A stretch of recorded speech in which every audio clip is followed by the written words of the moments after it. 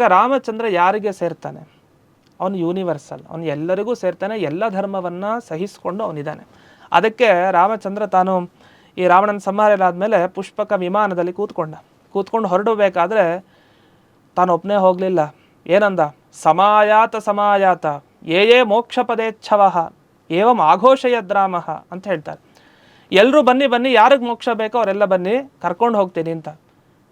ಬ್ರಾಹ್ಮಣರೇ ನೀವು ಬನ್ನಿ, ಕ್ಷತ್ರಿಯರೇ ನೀವು ಬನ್ನಿ, ವೈಶ್ಯರೇ ನೀವು ಬನ್ನಿ, ಶೂದ್ರರೇ ನೀವು ಬನ್ನಿ ಹೇಳಲಿಲ್ಲ.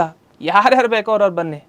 ಅದಕ್ಕೆ ನಮ್ಮ ಗುರುಗಳು ತಮಾಷೆ ಹೇಳ್ತಾಯಿದ್ರು, ಪಾಠ ಮಾಡಿದ್ದೊಬ್ರು ಗುರುಗಳು, ನಾವೆಲ್ಲ ಈಗಿದ್ದೀವಲ್ಲ, ಯಾಕಿದ್ದೀವಿ ಹೇಳಿ? ಆಗ ರಾಮ ಕರೆದಾಗ ನಾವು ಯಾರೂ ಹೋಗಲಿಲ್ಲ, ಅದಕ್ಕೆ ನಾವು ಇಲ್ಲಿದ್ದೀವಿ ಅಂತ.